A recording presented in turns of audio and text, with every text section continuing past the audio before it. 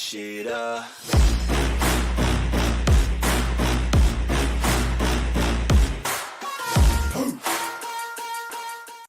What is your profession?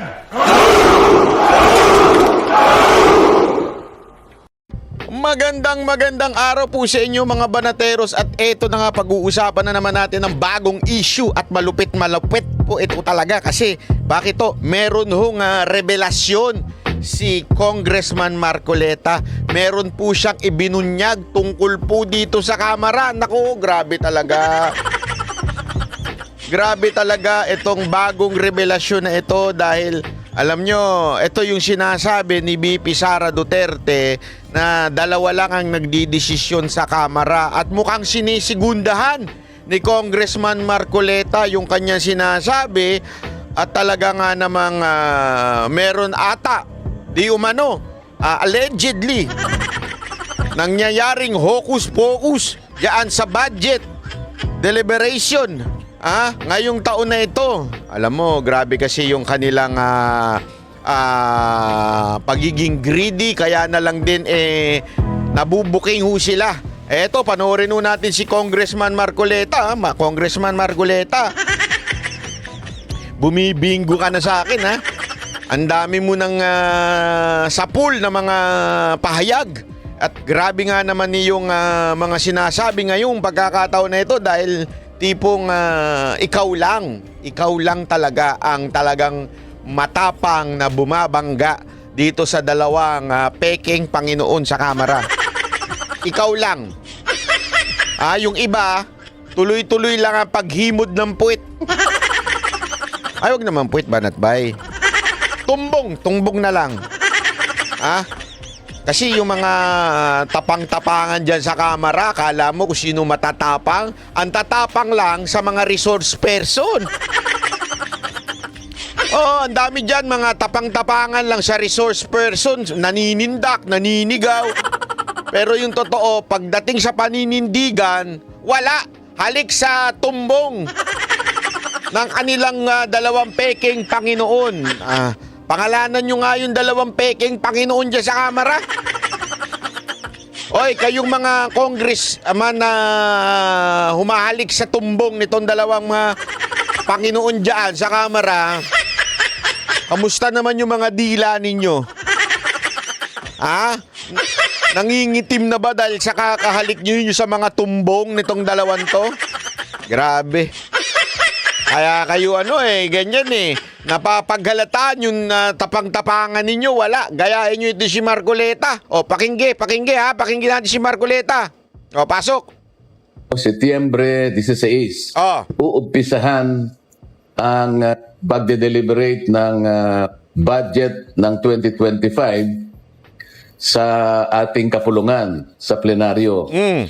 Ako po ay nakatalaga sanang mga pagtanong ng mga ilang bagay, sapagkat gusto kong linawin sa panig ng mga constituents na nire-represent natin sa Kongreso, ay kinakailangan po na malaman ko kung ano po yung bahagi ng 6.325 trillion pesos ang siyang magiging benepisyo. Ibig sabihin, ang siyang tutulay sa panig ng mga kababayan. Sandali.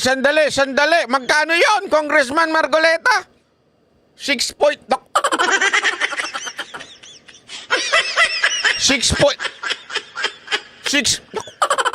trillion po ito, mga kababayan. Hindi ho ito bilyon. Hindi nakakasya sa calculator yan Try ninyo yung trillion sa calculator. Hindi na ho kasya doon. Alam nyo, subukan ninyo i-compute yan dyan. Mahihirapan na kayo i-compute yan dyan. Alam mo? Grabe Diyan mo makikita yung napakalungkot na katotohanan. Malungkot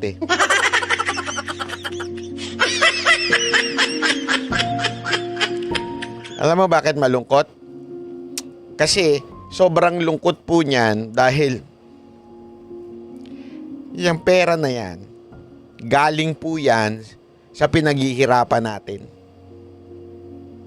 Pera po natin yan. 6 point plus trillion.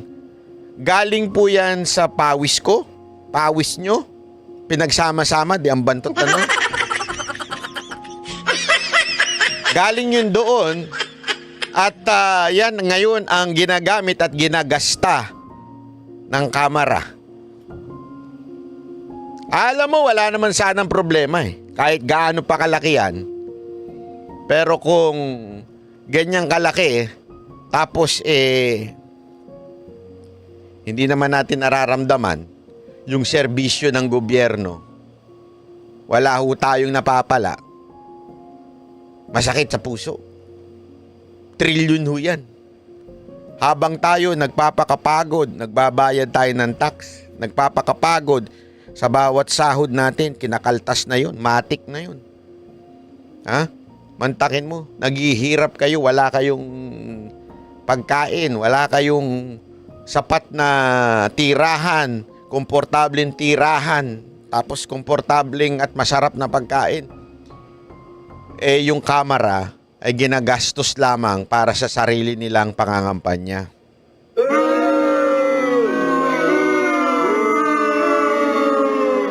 Sige, isiwalat mo, Congressman Marcoleta.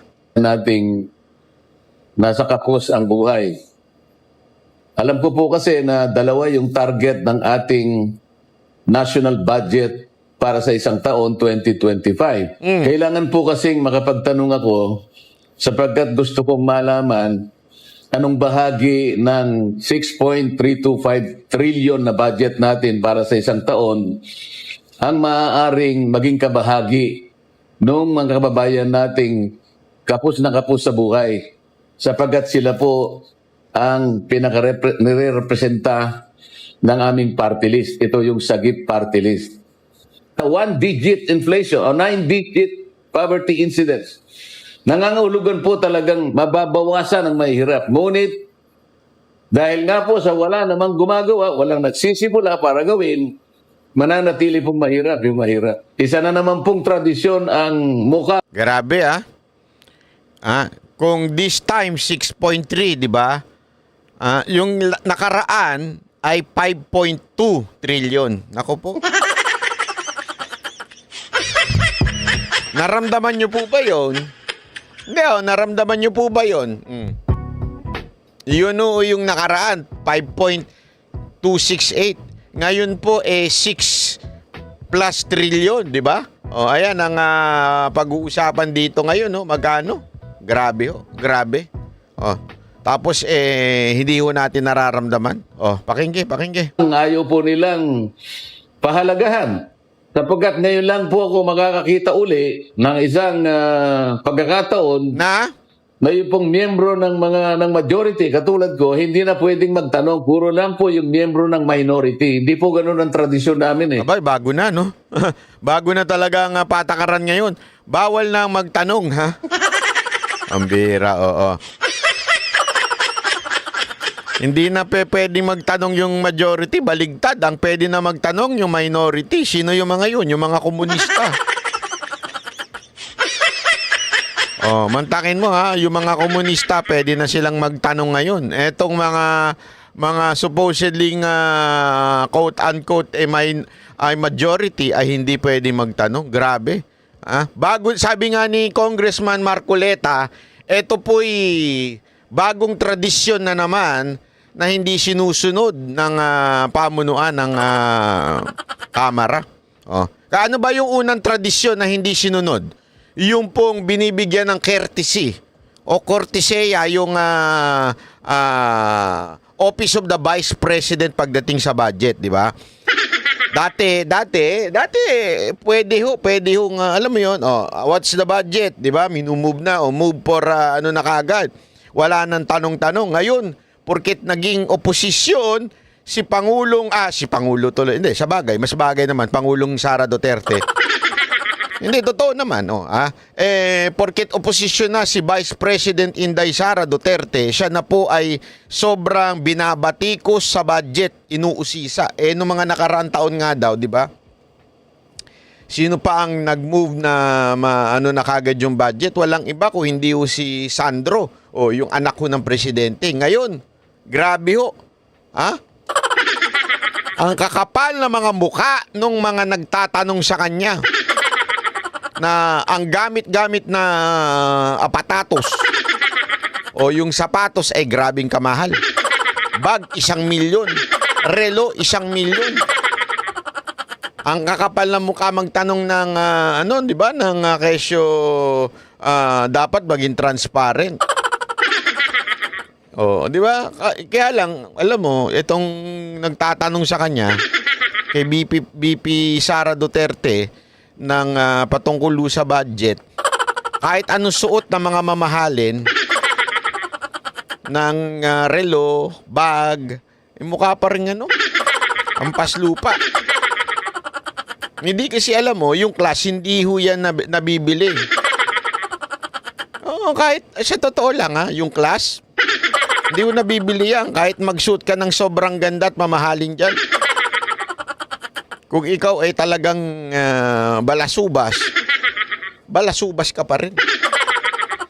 Kung ikaw ay hampas lupa, kahit anong suotin mong di bagay. Di ba? Bakit ba natin pinupuna yun? Hindi, kasi sinasabi lang ho natin yun. Kasi sila ho yung mga hipokrito. Sila po yung mga double standard.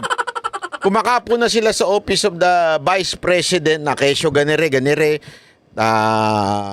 Kesyo meron pa silang spoil na ganyan-ganyan. Sino ba ang mukhang spoil sa inyo? Porket maganda lang si BP Sara Duterte, maputi, matangkad, spoil na.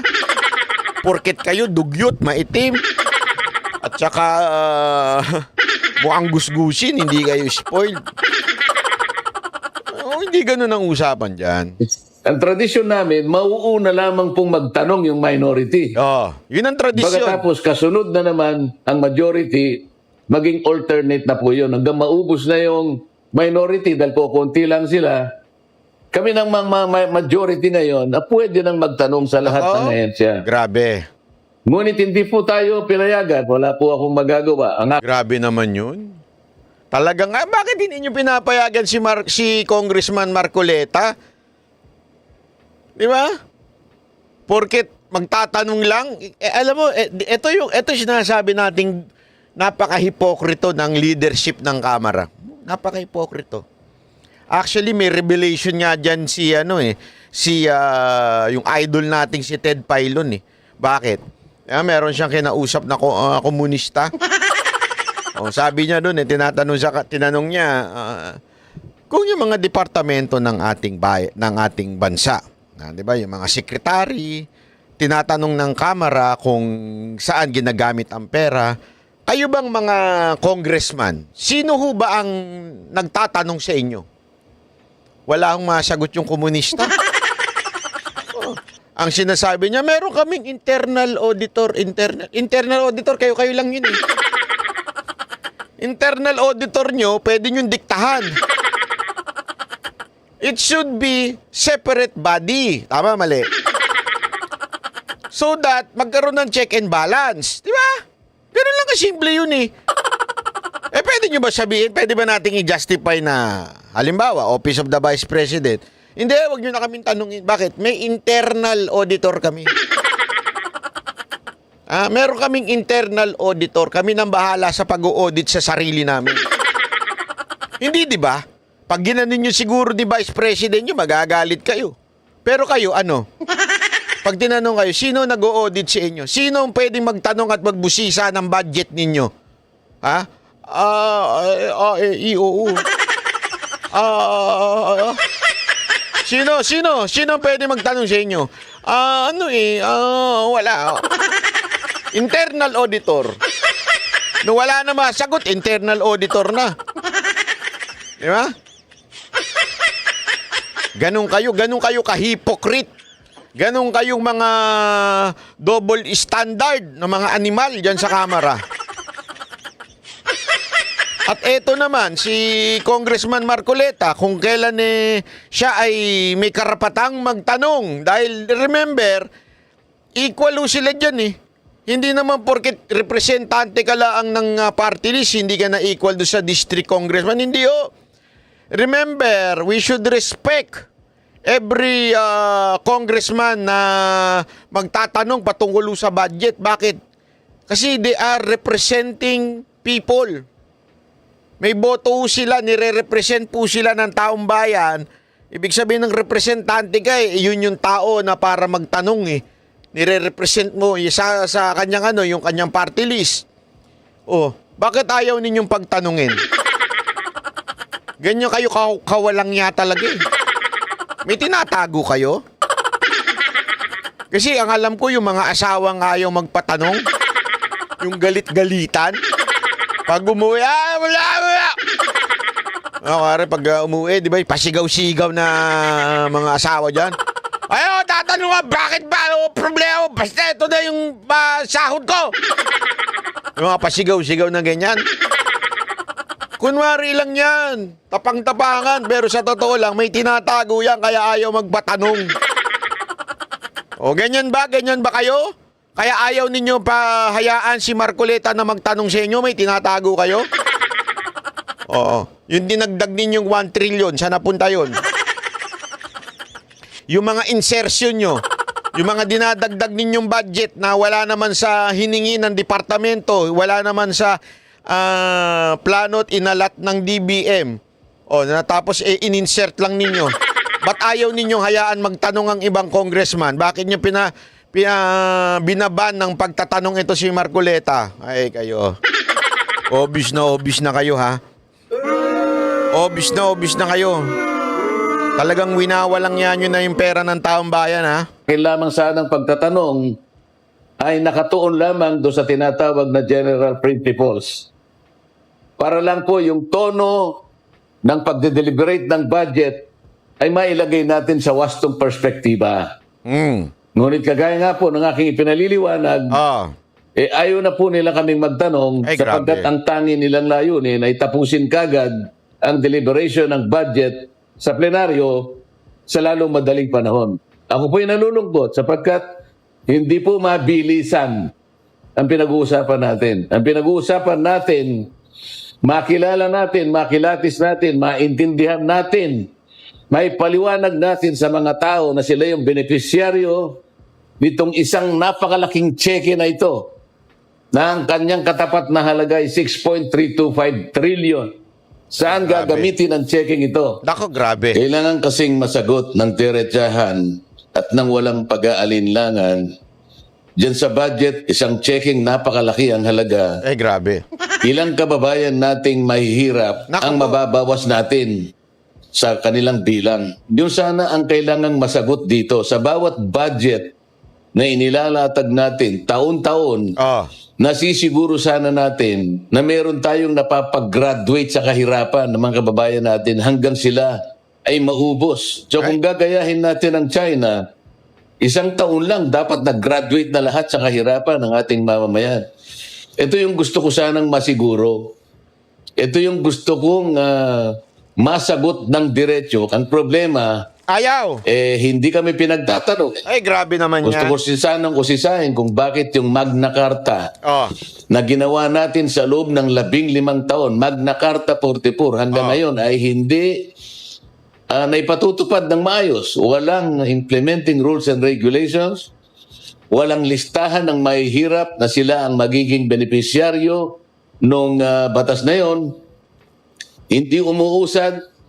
Walang ginagawa yung National Anti-Poverty Commission. Sino ba yun? Walang ginagawa ang NEDA para yung listahan na yon ay makuha natin. Sino ba yung yung secretary doon sa anti-poverty? Yung advisor doon. Sigurado ako bobo yun. Sigurado ako bobo yun. Bakit? Lalo tayo naghirap eh. Di ba? Ganun lang kasimple yun eh. Kung matalino yung advisor na yun, di sana hindi tayo naghihirap. Lalo tayo naghirap eh. Sa madaling salita, bobo. Bobo. Ngayon, kung ang tinutukoy nila ay mabawasan ng 1 digit ang kahirapan sa ating bansa, Nako. ay hindi naman sila magsisimula, kahit kailan ay hindi matutupad yung kanilang hangarin sapagkat hindi gumagalaw yung batas at walang gustong sumagot at walang gustong gumawa at ayaw nila kaming bigyan ng pagkakataon na makapagtanong dito sa bahaging ito. Grabe, alam mo. Matindi na talaga. May martial law na talaga. Ako, naniniwala ako may martial law na nagaganap eh. Bawal nang magtanong eh. Bawal na magtanong, bawal na mag-criticize, bawal na mag-against sa gobyerno or else gagawan ka ng kung ano-anong kaso, iuugnay ka sa kung saang anomalya. Ito naman sa pagkakataon na ito ay hindi ka papayagang magtanong. Ako, tingnan nyo. Ito lang pustahan tayo, magkakaroon ng darating ang panahon na magkakaroon ng kaso ito si si Marcoleta. Iuugnay ito. Gagawan to ng iskandalo. Kasi ganyan sila eh. Pag kinontra mo, gagawan kanila ng eksena. Gagawan kanila ng skandalo. Gagawa sila ng script na, alam mo yun, para doon dungisan ka. Mga ganyan ang ginagawa nila eh. Napakawalang niya, di ba?